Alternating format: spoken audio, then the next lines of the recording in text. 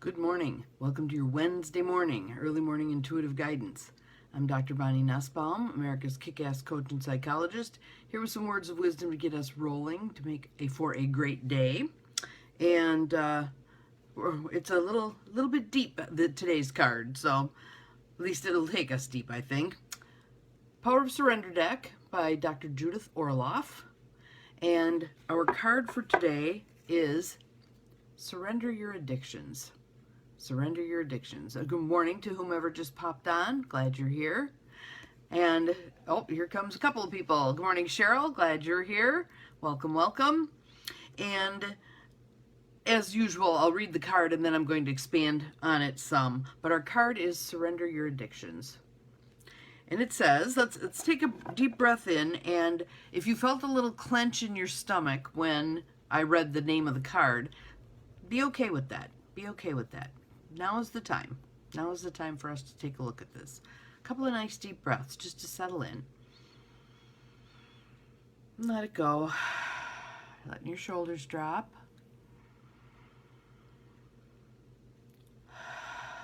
Quieting your mind. Allowing your mind, heart, spirit to open to the message today. Whether you're addicted to substances, food, people, sex, or overworking, take action to begin to heal the addiction and replace it with healthier alternatives. So, one of the biggest addictions I see people struggling with right now, in addition to all of the addictions that burgeoned during COVID, is screen time. Spending an inordinate amount of time on screens. And much of that being non-productive time. So there's a difference between being on a Zoom meeting for work and playing video games, or being on a FaceTime call with a family member versus trolling Facebook. So I'd like to have you take a look at that as best you can. This is one of those, what am I pretending not to know things, because we don't want to really realize how much of our life the addictions are consuming, whatever the addiction is, okay? And again, I think many people feel like if they don't have an addiction to alcohol or pills or recreational drugs, that they're fine. But let's dig a little deeper. Let's dig a little deeper and take a look. So, what are the things that take up the most amount of your time? And there is an app on iPhones, at least, I'm not sure about Androids, but iPhones, that will tell you how much time per day you're spending on the phone. Mine often is pretty high. 9 hours a day, whatever. Obviously, I'm using my phone right now for this video, and there's other things that I do that are work-related on my phone, but in the evenings especially, I'm spending more time than would be healthy for me to spend on my phone. And most of it is playing stupid games, because it's mindless, and it eases some of the exhaustion at the end of the day. So one of the things that I want to hit is this end of the card where it says replace it with healthier alternatives, replacing the addiction itself. I'm going to suggest something else. Rather than just replacing how you meet a need, let's take a look at the need itself and find some healthy ways to address that need. So for instance, let's see, I'm going to just pick one. Let's say you're spending too much time on Facebook. You're trolling. I want you to ask yourself, what is this doing for me? What need am I trying to fulfill by trolling Facebook? Is it meeting your social needs because you're not out and about much yet because of COVID? Is it meeting your excitement needs because right around the corner there might be something that, man, you didn't know that, whatever. What need is it meeting? Then let's take a look at what's a different path to meet that need. So if, let's say it's the social thing, that's what it's filling, is that need for social. Let's take a look at what are some safe options for getting those social needs met. Are you ready to go back to church masked? Are you ready to be at an outdoor event? Are you ready to make more of an effort to spend more time chatting with store clerks and the people you come across, the teller at the bank, etc. Instead of driving through, might you go back to going into the bank? Ways that you can get that social need met. So I think the social needs are actually a huge one. I think another huge one is an attempt to shut down emotions. Whether it's fear, whether anger, frustration, exhaustion, whatever emotions there are there, using whatever it is, well, I have a drink or two in the evening, or I'll eat a whole pizza by myself, or whatever method you're using. Is it shutting down emotions? Is that what you're trying to accomplish? If so, what might be some healthier ways to deal with those emotions? Obviously, I come from the hello darkness, my old friend, I've come to talk with you again fan camp, where we need to take a look at those emotions. Rather than outrunning them, we need to kind of wade into them and be with them and allow them to tell us what they need us to know, and then dissipate. Okay? So let's practice that, because a lot of times I'll say those words to people and I get the blank stare like, I have no idea how to do that. So let's just do it. I want you to close your eyes. I want you to take some nice, deep belly breaths. And I want you to ask yourself the question, what am I pretending not to know about my feelings? What am I pretending not to know about my feelings? And I'll do one with you because I'm human and I've got all this stuff too. The feeling I'm going to pick is beleaguered. Beleaguered.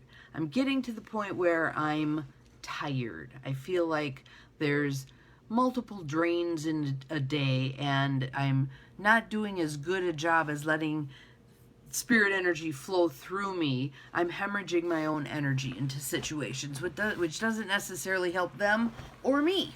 Pardon me while I become a pretzel here. There we go. So mine is going to be beleagueredness. That's the emotion I'm going to address. What about for you? What's an emotion that's there? Yesterday, both Marlo and I probably could have done short-temperedness because we just felt kind of edgy and irritable. And it's hard for us to work effectively together when we're edgy and irritable. So even the dog was a little bit edgy and irritable. Anywho, just pick one. An emotion that typically you have a hard time dealing with or you don't want to acknowledge is there or whatever. Just pick one. And now I'd like you to close your eyes again and just breathe. I'm going to give you some cues. Where in your body do you feel that emotion? Where is it sitting in your body? For me, beleagueredness is sitting in my hands because my hands are what do, right? So that's where I'm feeling it. Where are you feeling whatever emotion it is you're going to work on right now?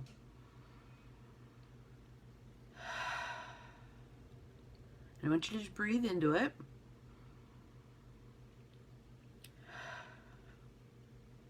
And this may sound strange, but I want you to have a conversation with that emotion. I want you to ask it what it needs for you to know.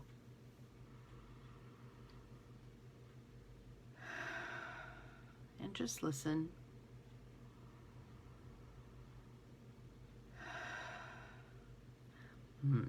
Okay, so for me, beleagueredness needs me to know that I've shifted gears unconsciously. That rather than allowing life force energy to flow through me, me being the hollow reed, I'm again hemorrhaging my own energy into situations. And because I'm on a timeline now in terms of moving, I think I've got 8 or 9 weeks left, wanting to shift into that unhealthy divine masculine focus of do, drive, push, pack boxes, throw this stuff out, blah, blah. I unwittingly have shifted gears into that without even really realizing it. What about for you? What is that emotion wanting you to know? Just listen.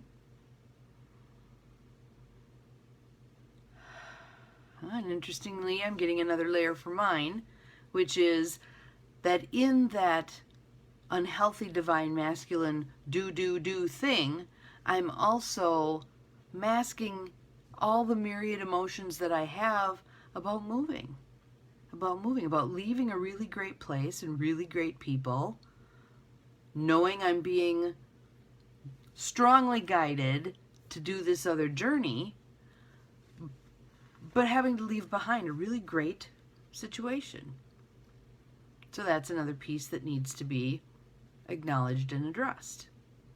What about for you? Is there another layer to your emotion? Just breathe.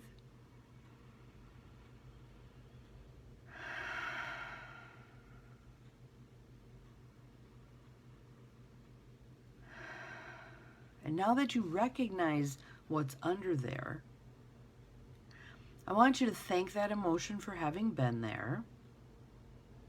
And I want you to make some kind of a commitment. What are you going to do about what that emotion, good morning, Natalie, what that emotion has taught you? So this emotion has shared something with you. You're not taking enough care of yourself. You're getting sucked back into a drama somewhere. Whatever the emotion is telling you, now that you know this, what are you going to do with this? You can blow it off. You can choose not to do anything with it. My guess is that emotion will then remain or be back knocking on the door like, hey, you didn't listen to what I was telling you. For me, having listened to my beleagueredness, what I'm going to do is again shift back into that practice of flow. So instead of me hemorrhaging my own energy into circumstances, I am going to allow that energy to flow through me. Be the hollow reed, not take on other people's stuff. Allow it to flow on through. I can be the mirror. I can be the witness bearer to other people's emotions, difficulties, situations, etc. But I don't need to take them on. Okay? So that's what I'm committing to. Okay? And so what I felt in my hands, because my hands were what were holding the beleagueredness, was kind of a softness now, more of a release. There's less tension in my hands. Now I've done this stuff for years, right? So my body's trained up to know that if I say I'm going to change something, I will change it. So it has faith and trust in me. Your body may not be there yet. Your body may still be in the place of, yeah, you say you're going to do this, but you don't follow through. One of the things that I like people to use as a benchmark with regard to making commitments to yourself that you're going to follow through on is, if you followed through on your commitments to your best friend the same way you follow through on your commitments to yourself, would you still have a best friend? If you're someone who makes all kinds of promises and doesn't follow through, people aren't going to hang around. You aren't going to want to hang around with you, right? So, if you're going to make this commitment, make a commitment that you're definitely going to stick with. So it may not be the big bells and whistles commitment that it could be. That's okay. Pick something small. So I'll just make something up here. If someone's been using food in the evening as a way to cope with stress, maybe the commitment isn't going to be, I'm going to stop stress eating all evening long. It might be, I'm going to up my water intake in the evening. So you add something in instead of take something away right off the bat. Try that. I'm going to up my water intake. I'm going to make sure I have at least 2 full glasses of water post-supper prior to bed. Something simple, okay? If, let's say your thing that you're doing is you're trying to release stress, and maybe you're accomplishing that by yelling at the people who you live with in the evening. I'm going to take a walk in the evening. Maybe I'll just make a lap around the house. My house, you couldn't do that because the snow would be up over your knees. Nonetheless, what could you do physically? Maybe I'll stretch. I'll just take 5 minutes and stretch. Do that. Something small, something easily attainable. Okay? So that's going to be your healthy alternative.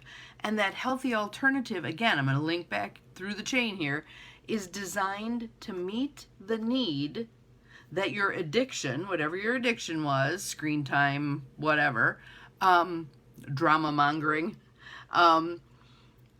it's going to meet the need for whatever that addiction was. Drugs, alcohol, sex, whatever it is. That's the purpose. The purpose is this new behavior is designed to meet the need that whatever addiction was meeting. Now, caveat, when you begin to replace an addiction, whatever you pick to replace it with oftentimes does not work as well. It's much easier to eat half a cheesecake and numb up the feelings than it is to do this little breathing thing that we just did. Do it anyway. Do it anyway. You may do the little breathing thing for a while and then have a piece of cheesecake. Really, if you're having a piece of cheesecake instead of half a cheesecake, you're making progress, all right? Cut yourself some slack. You're making progress. Then, once you've got that established, yes, I'm really good now at breathing into my emotions, figuring out what they're telling me, coming up with a substitute way of meeting that need, and then I have my piece of cheesecake. Then you can take another step. Okay, now I'm going to add in some water. Now I'm going to make the piece of cheesecake smaller. Just keep approximating. Keep approximating and get off your own case, okay? We're human beings. Things can be difficult. We do the best we can. Cut yourself some slack. If you wouldn't chew your best friend out the way you're chewing yourself out, stop chewing yourself out that way, all right? Would I treat my best friend like this? Okay? So here's our card again. It is surrender your addictions. Whether you're addicted to substances, food, people, sex, or overworking, I'm going to put in there screen time. Take action to begin to heal the addiction. I'm going to add in there kindly and lovingly, and replace it with healthier alternatives. Just take a step, a baby step. That's all you got to do today. Have an awesome day. We'll see you again tomorrow. Remember, you're capable of far more than you think you are. Bye-bye.